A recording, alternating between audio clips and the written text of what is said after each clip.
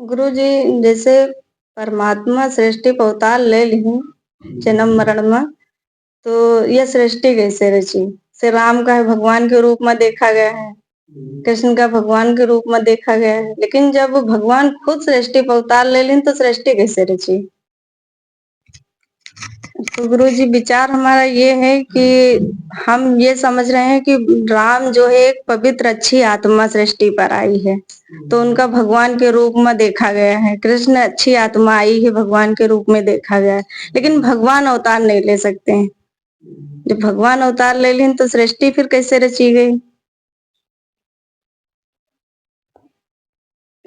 देखो, जो परमात्मा है तो निराकार चैतन्य सत्ता है, जो ब्रह्मांड व्यापी है, वो परमात्मा है।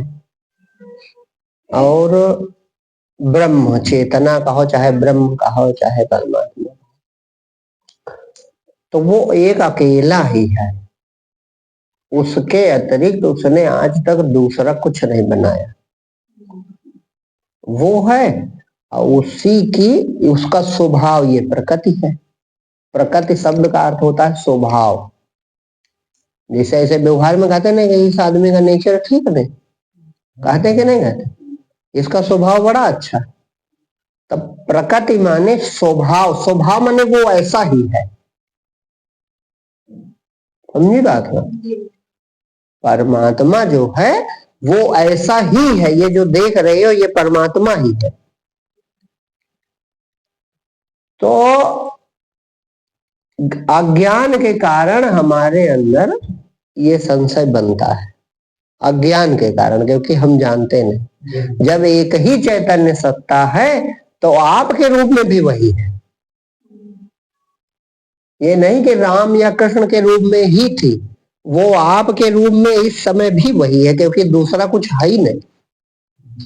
जैसे भजन गाते कि एक अकेला राम जगत में, सब जग उसकी माया है। तो माया में विभिन्न रूप है और निराकार है तो निराकार, निराकार है फिर भी पूरी दुनिया उसकी काया है। पूरी दुनिया उसकी काया है। बस अंतर यह है कि कोई जान गया और कोई नहीं जानता। जो जान जाता है उसमें भगवत्ता प्रकट हो जाती है, और जो नहीं जानता है वो जीव बना रहता है। इतना अंतर है। और वो पूर्ण समर्थ है, तो वो कुछ भी कर सकता है। सारे खेल उसी के हैं। वो जो हम बुद्धि से सोच सके वो भी कर सकता है, और जो तुम बुद्धि से सोच भी ना पावे वो भी कर सकता है। तो इसलिए हमारी बुद्धि नष्ट हो जाए, बस हम उसको जान जाए, और जान जाएंगे उसको तभी हम शांत होंगे और तभी जानेंगे अच्छे से। बाकी हम बताएंगे आपको, लेकिन हमारे बताने से आप संतुष्ट हो जाओ ये आवश्यक नहीं है। जो चेतना ब्रह्मांड व्यापी अकेली है वही ये संसार बनी है, और वह अपने संचालन के लिए कुछ भी कर सकती है। जितने अवतार जो कहे जाते हैं, जो आपका प्रश्न मूल है, तो जितने भी अवतार कहे जाते हैं वह चेतना जब जैसा जो रूप चाहे रख सकती है और रख लेती है, और फिर उसी में लय हो जाती है। और रूप रखने में, लय होने में, या यहां है वहां क्या करेगा, तो परमात्मा एक देशी नहीं हो सकता। एक देशी, एक काली, ऐसा परमात्मा ने, परमात्मा सार्वदेशिक सार्वकालिक है, हमेशा हर जगह विद्यमान है। वो अचिंत्य शक्ति है। अचिंत्य शक्ति माने हम उसकी तरंग हैं। जो हमारी बुद्धि है वह उसी की लहर है, और उसी ने इसे बनाया है। तो ये सब माया उसकी जाने, लेकिन उसे नहीं जान सकती। जब उसमें लय हो जाएंगे आपका मैं भाव उसमें लय हो जाएगा। कछु अनुभव ही कबहुक कछु अनुभव ही संत जन, कभी कभार संत जन उसका जो अनुभव करते हैं उसमें भी उसी की कृपा होती है।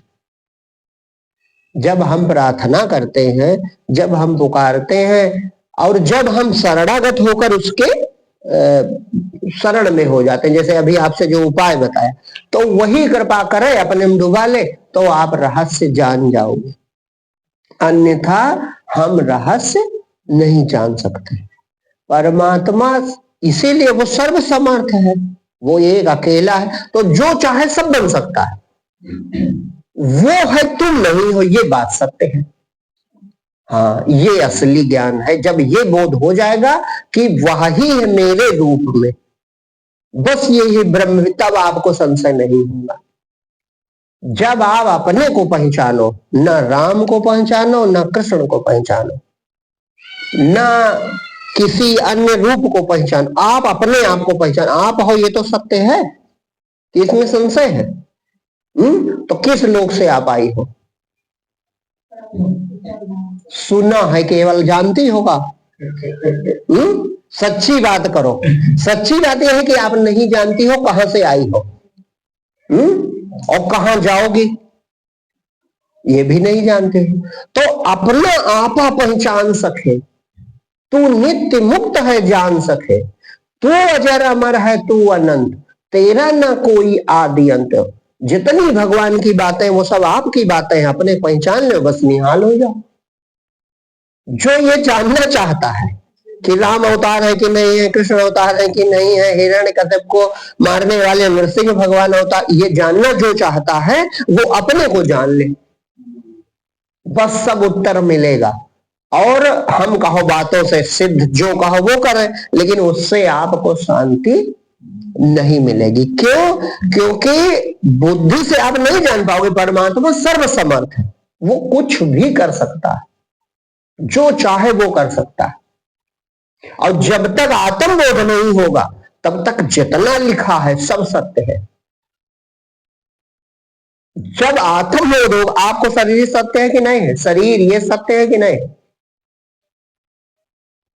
जब तक आपको, ये ध्यान से सुनो, जब तक हमको शरीर सत्य है, संसार सत्य है, प्रकृति सत्य है, तब तक सब कुछ सत्य है। और जब आत्म ज्ञान होगा तो शरीर झूठा हो जाएगा, संसार झूठा हो जाएगा, जगत पूरा झूठा हो जाएगा, तो लोकांतर जितने लोक है सब झूठे हो जाएंगे। तो सिर्फ आत्मा है, वह आत्मा ब्रह्मांड व्यापी है, ये ऊंचा ज्ञान है। और जगत सत्य बना रहा है, शरीर सत्य बना रहा है, व्यवहार सत्य बना रहा है, और फिर आप सोचो और कुछ नहीं है, तो फिर भ्रम में हो, सब कुछ है। यदि अज्ञान न टूटा तो सब कुछ है और सब सहना पड़ेगा। जब तक आप अपने को नहीं पहचानोगे तब तक चैन और शांति नहीं मिलेगी।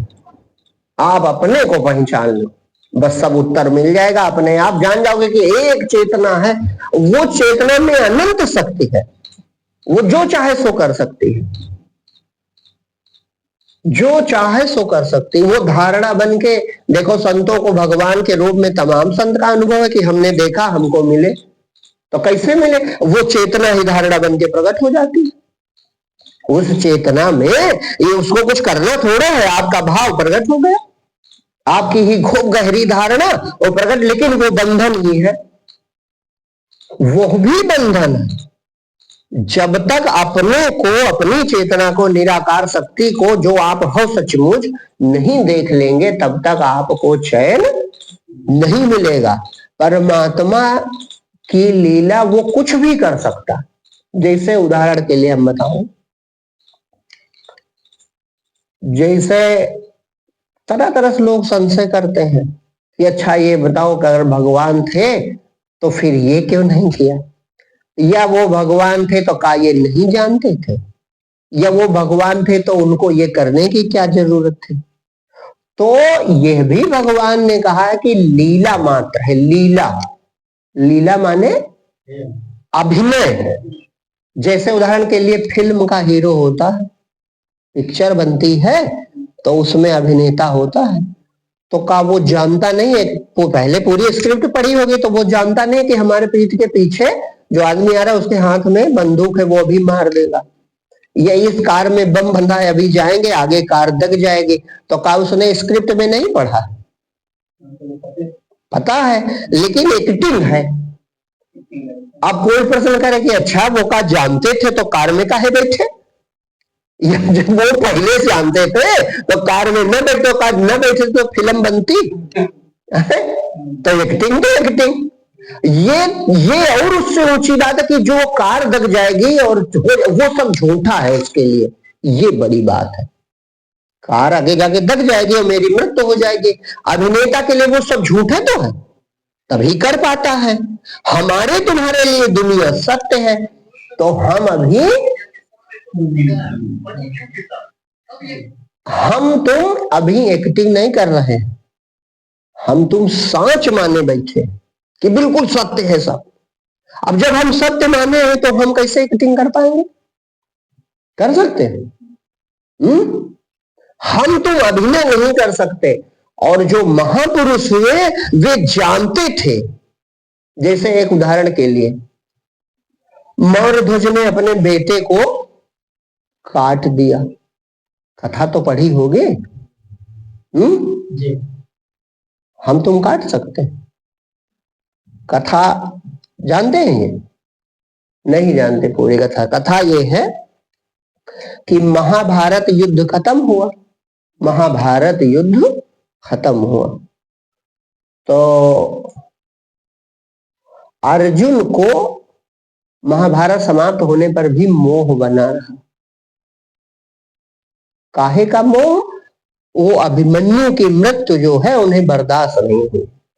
अभिमन्यु की मृत्यु का मोह बर्दाश्त नहीं, वो पुत्र भाई पुत्र का दुख है ऐसा होता है, वो बना रहा।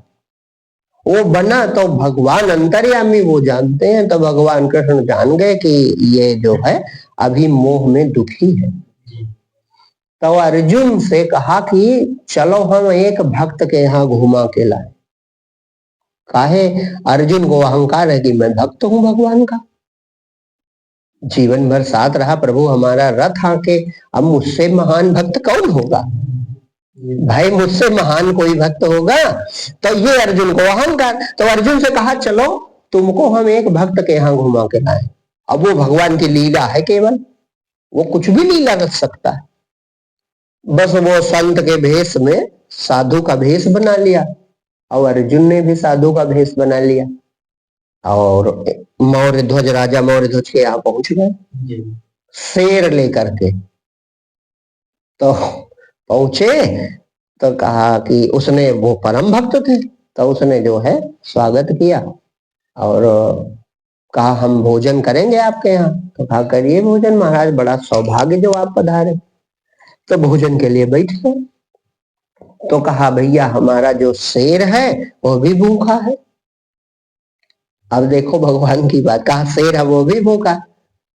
तो कहा प्रभु कुछ मांस की व्यवस्था की जाए। तो कहा अरे हिंसा करोगे तुम, हिंसा करोगे?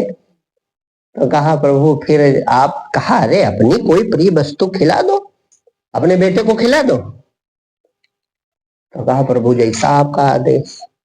अब यहाँ क्या है, हम तुम खिला सकते? अगर फिल्म में आपको बना दे वो राजा मौर्य तो खिला दो, क्योंकि वहां आपको सिद्ध होगा कि सब झूठा खेल है, तो वहां एक्टिंग आप कर लोगे। तो राजा मौर्य ध्वज जो है वो परम भक्त है, पूर्ण बोधवान पुरुष। तो उन्होंने कहा ठीक है प्रभु आपका आदेश। और लड़के को बुलाया और लड़के को बुला के लिखा नहीं काट दिया पति पत्नी ने मिलके। तो पत्नी के आंसू आने लगे, आंसू। तो प्रभु ने कहा नहीं नहीं रहने दो, अगर कष्ट है तो हमारा शेर भूखा रहेगा। नहीं नहीं, तो उसने आंसू रोक लिए अपने आंसू, खिला दिया।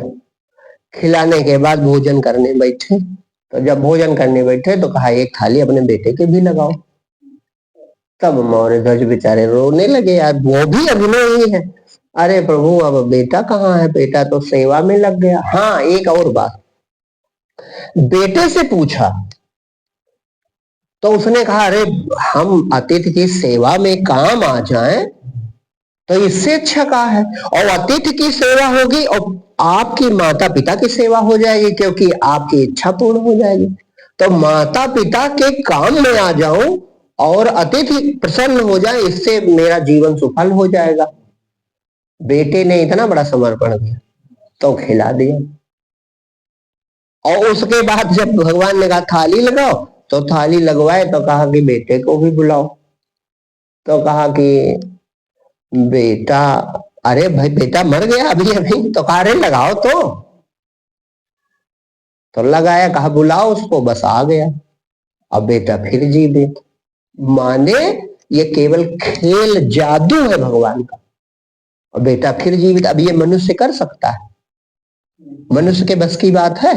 इसीलिए भगवान को कहा जाता है चतुर्भुजम, माने 4 हाथ वाला। यानी जो तुम सोच सकते हो वो भी वो कर सकता है, जो तुम सोच सकते हो वो भी वह कर सकता है। अब बड़े प्रसन्न हो गए। लेकिन अब क्या हुआ, जिसके लिए गए थे वो ना कहीं गौरध्वज है ना कहीं वो लीला है। सच्चाई का है उन्हें अर्जुन को समझाना है। अब अर्जुन साथ में थे। अब वो अंदर पूरा उनके ऊहा पोह की, अरे जब प्रभु में इतनी शक्ति है कि मरा हुआ लड़का जीवित कर दिए, तो अभिमन्यु को काहे नहीं ले आए? तो जल्दी जल्दी खाए पिए वहां से चले, और जैसे आगे बढ़े, जैसे वो उनका घर से दूर निकले, अरे प्रभु आप बड़ा पक्षपात करते हो। कहा काहे? कहा प्रभु आपने उसका मरा हुआ बेटा जीवित कर दिया, मैं आपका परम भक्त हूं, और आपने एक बार भी नहीं कहा कि मैं अभिमन्यु को जीवित कर दूं। तो भगवान मुस्कुराए, कहा अर्जुन मैं इसीलिए वहां लेकर गया था। तुम्हारे बेटे की मृत्यु हुई और वहां उसने, देखो कितना समर्पण है कि उसने अपने बेटे को अपने हाथों से कहा। वो जानता तो था नहीं कि बेटा फिर बच जाएगा, मैंने बताया तो था नहीं कि ये थोड़ी देर का एक्टिंग है। लेकिन वो कितना समर्पित है कि उसने मेरा बेटा प्रभु ने ही दिया है और प्रभु को सौंप रहा हूं। तो वो एक बार रोया तक नहीं, और तुम्हारा दुख आजो तक नहीं मिट रहा है। तुम कैसे भक्त हो? तुम कैसे भक्त हो? एक वो था कि उसने बेटा त्यागने में तनिक हिचक नहीं की, और तुम कैसे हो कि आज भी तुम्हारा मोह मिट नहीं रहा है। दूसरी बात, अगर तुम मेरी ही शरण में थे तो तुमको मुझसे कहना चाहिए तो मैं जीवित कर देता। तुमने मुझसे नहीं कहा, तुमने अहंकार में प्रतिज्ञा ले ली कि कल सूर्यास्त जयद्रथ नहीं देखेगा, और तुम मर भी जाते। ये तो कहो मैंने दया की, जो दिन को रात किया तो तुम बचे नहीं, मर भी जाते अपने अहंकार में। तो तुम अपने अहंकार में थे, इसीलिए तुम्हारा मोह का दुख मिट नहीं रहा। अरे पूरी जगत जो है ये कठपुतली है हमारी, मैं जैसा चाहूंगा वैसा होगा। मैं जैसा चाहता हूं, मैंने परमात्मा जो चाहते वो होता, हमें वो करना पड़ता, देखना पड़ता। हम विवश हैं कि नहीं है? तो कहा प्रभु अब भी कोई दया करो। तो कहा अच्छा देखना चाहते हो तो चले जाओ, तो स्वर्ग भेज दिया। अब वहां अभिमन्यु को दिखाई पड़ा, तो कहा कि बेटा बेटा करके दौड़े, फिर भगवान को भूल गए। भगवान पीछे खड़े और दौड़ के जाके मिले, अरे बेटा। अभिमन्यु में झिड़क दिया, कहा कौन हो तुम? तो कहा अरे मैं अर्जुन हूँ आपका पिता। कहा पता नहीं कितनी बार मैं तुम्हारा पिता बना हूँ, पता नहीं कितनी बार तुम हमारे, हम ये रास्ता थोड़े दिन का था। तो फिर लौट आए, कहा प्रभु वो तो हमें पहचानता तक नहीं। कहा तुम जैसे देखे फिर हमें भूल गए। फिर दौड़ के, अरे हमसे कहते कि इससे मिलाओ तो हम पर्चे करा देते। तो कहने का मतलब है कि वह जो शक्ति है वह कुछ भी कर सकती है और कुछ भी कर रही है। ये जो कुछ है सब जादू ही है, सब जादू है। और इसमें इसे हम सत्य मानकर इसमें नाच रहे हैं, बिल्कुल स्वप्न की तरह। जैसे स्वप्न में सब दिखता है और हम नाच जाते हैं या नहीं जान जाते। 20 वर्ष पहले मरा हुआ कोई व्यक्ति हो और तुम्हें स्वप्न में मिल जाए, तुम जान नहीं पाओगे, बातचीत करोगे, मिलोगे, सब होगा। यानी वो जो चाहेगा वो दिखाएगा, तुम्हें देखना पड़ जाता है। तो ये लीला है परमात्मा की, उसने अनेक रूपों में लीला आज तक की है और आज भी कर रहा है, सब उसकी लीला है। वो राम भी बन सकता है, कृष्ण भी बन सकता है, नरसिंह भी बन सकता है, सब कुछ बन सकता है। उसके लिए कुछ भी कर्तव्य व अकर्तव्य नहीं है, तभी तो परमात्मा है। और सब करके वो कुछ नहीं करता, जैसे आपका उत्तर सुन लो, जैसे जब स्वप्न देखा आपने, तो स्वप्न, संपूर्ण स्वप्न आपके मन का कार्य है कि नहीं?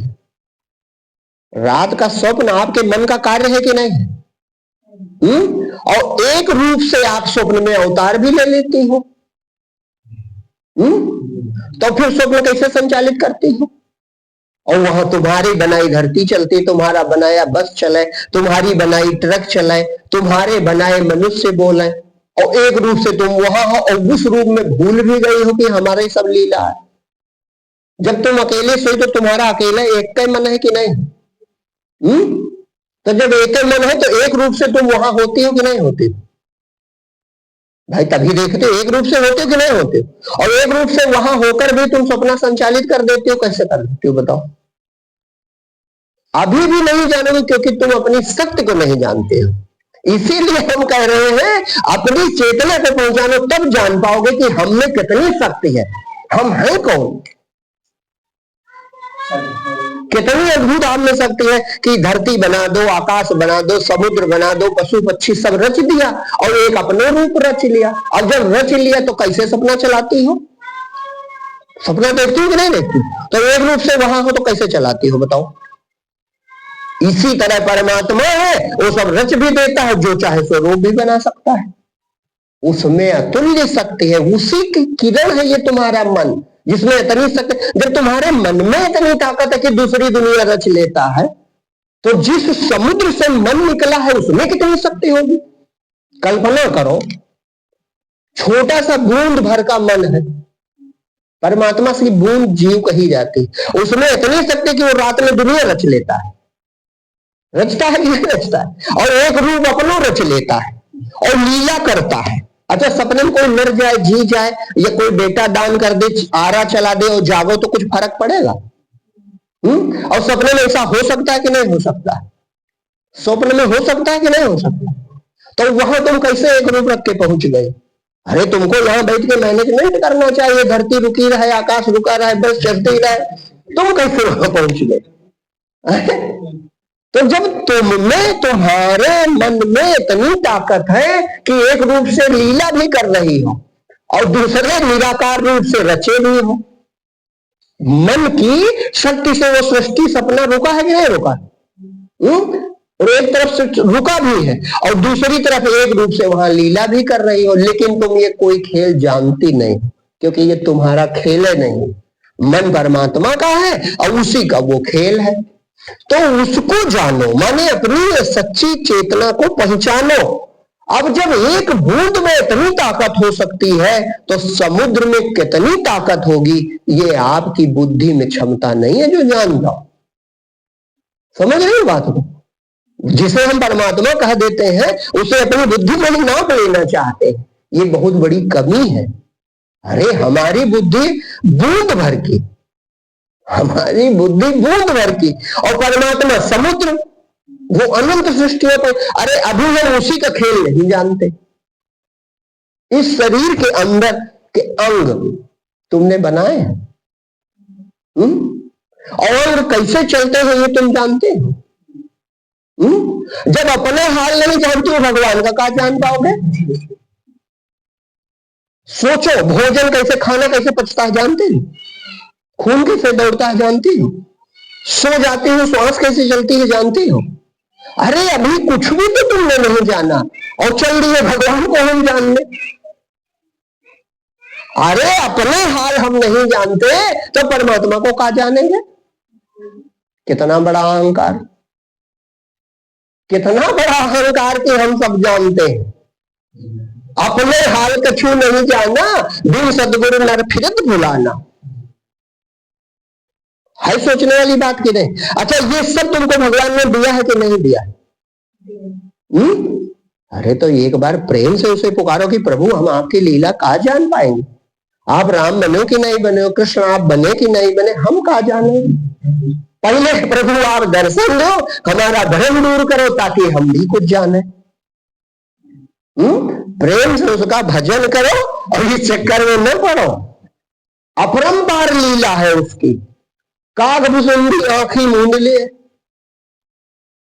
बड़े ब्रह्म ज्ञानी है, ब्रह्म ज्ञानी है, और वहीं से पहुंचे अयोध्या जी। और भगवान को देखा तो टोट से भगवान की तरफ चले तो भगवान आंखें मूंद ले, तो वो कहाँ आए, कहा भगवान नहीं है, बस भगवान की रोटी पकड़ने चले तो भगवान ने हाथ बढ़ाया तो सोचे भगवान पकड़ने पर, तो भागे। अब भागे तो लिखा है कि ब्रह्मलोक को पता नहीं कहाँ कहाँ गए, वो हाथ दौड़ते चला गया, हाथ वहां तक।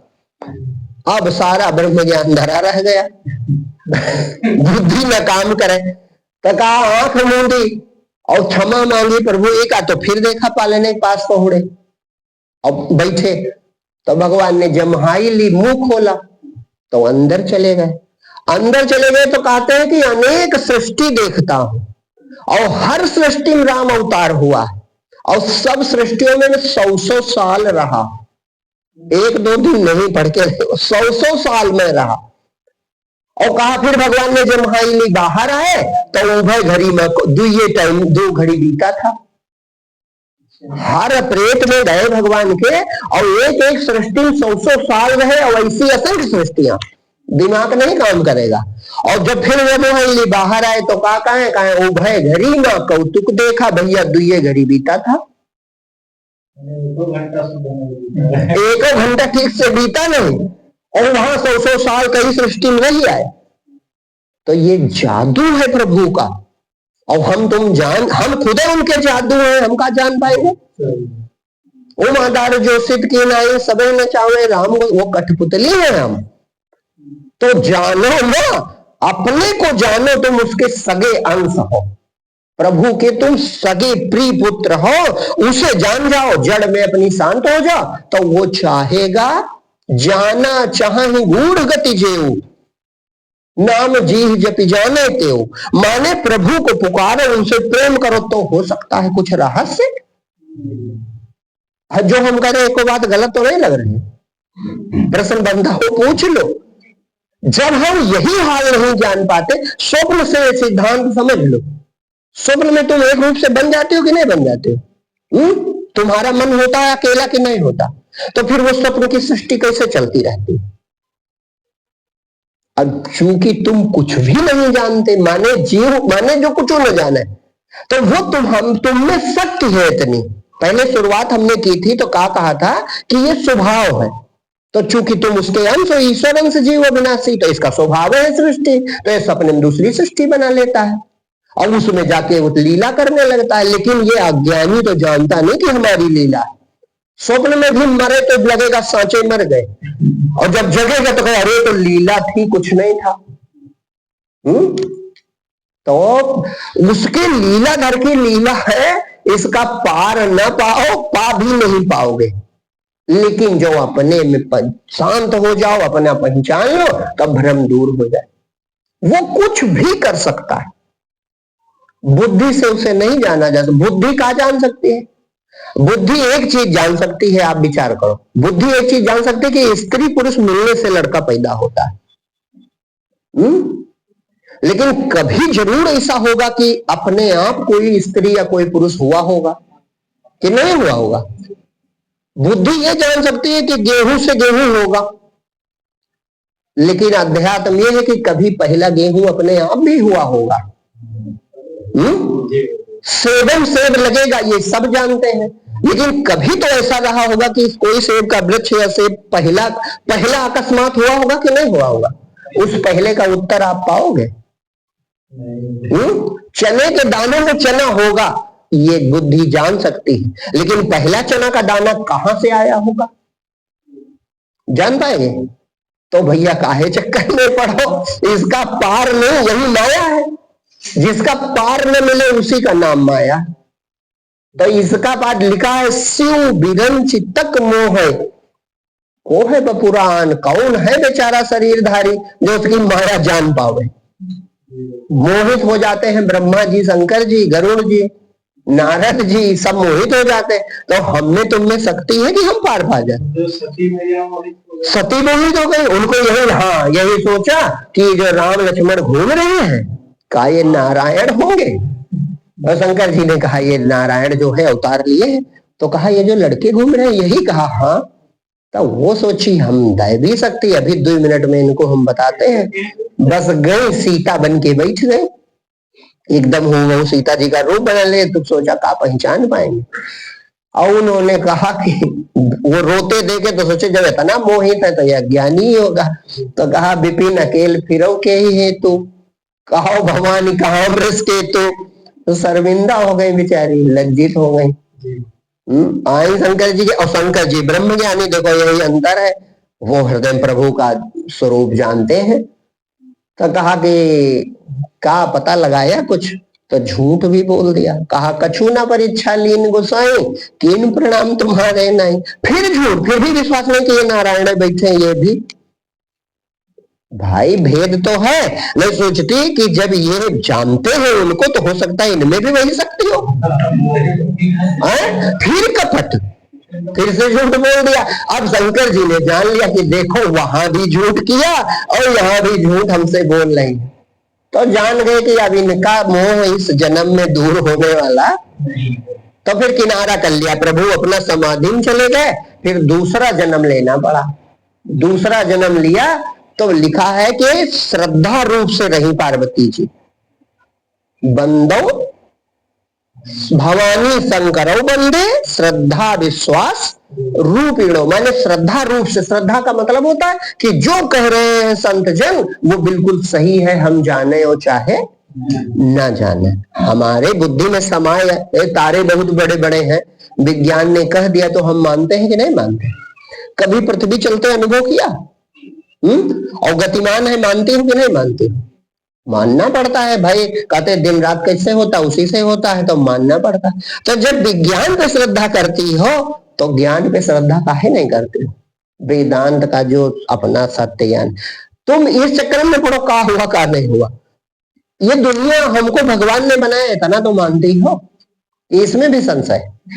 इसमें तो कोई संशय है नहीं। बस वो तुम्हारे हृदय में है, उसे जान लो, उसी से प्रेम करो, उसे पुकारो, उसका भजन करो, उसी को समर्पित हो जाओ, तुम्हारा कल्याण हो जाएगा।